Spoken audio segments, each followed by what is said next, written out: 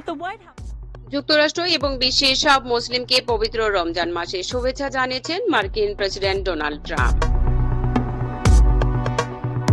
সোমবার এক বিবৃতিতে এই শুভেচ্ছা জানিয়েছেন তিনি। হোয়াইট হাউস থেকে পাঠানো সেই বিবৃতিতে ট্রাম্প বলেন, আজ আমি পবিত্র রমজান মাস উপলক্ষে যুক্তরাষ্ট্র এবং বিশ্বের সব মুসলিমকে আমার উষ্ণতম শুভেচ্ছা পাঠাচ্ছি।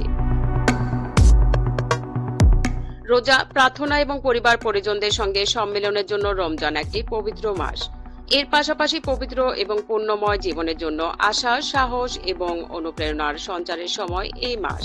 The iftar dinner marks the end of the daily period of fasting and spiritual reflection that occurs throughout the holy month of Ramadan. Lakh lakh মার্কিন মুসলিম এমন একটা সময় তাদের রোজা পালন শুরু করেছেন যখন আমার প্রশাসন ধর্মীয় স্বাধীনতাকে সমুন্নত রাখার প্রতিশ্রুতি দিচ্ছে, যা মার্কিন জীবনধারার একটি অবিচ্ছেদ্য অংশ। সর্বোপরি আমরা একটি শান্তিপূর্ণ ভবিষ্যৎ গড়ে তোলার এবং প্রতিটি মানুষের মর্যাদাকে স্বীকৃতি দেওয়ার জন্য আমাদের সংকল্প ফের ব্যক্ত করছি। যুক্তরাষ্ট্রের লাখ লাখ মুসলিম ভোটার রয়েছেন। এই ভোটারদের একটি বড় অংশের পূর্ব প্রজন্ম মধ্যপ্রাচ্যের আরব অঞ্চল ও ফিলিস্তিন থেকে গিয়ে স্থায়ী হয়েছেন সেখানে। ট্রাম্প প্রথম মেয়াদে যুক্তরাষ্ট্রের প্রেসিডেন্ট হন 2016 সালে, কিন্তু সেবার অভিবাসী ও মুসলিম বিরোধী দৃঢ় অবস্থানের কারণে মার্কিন মুসলিমদের অধিকাংশই তার উপর থেকে সমর্থন প্রত্যাহার করে নেন।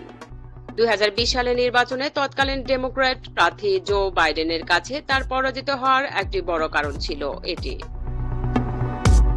তবে 2023 সালের হামাস ইসরায়েল যুদ্ধ এবং সেই যুদ্ধ থামানোর চেষ্টা না করে ইসরায়েলকে ধারাবাহিকভাবে সামরিক সহায়তা প্রদানের জেরে বাইডেন প্রশাসনের প্রতি হতাশ হন মুসলিম ভোটাররা। তার প্রভাব পড়ে 2024 সালের নির্বাচনে।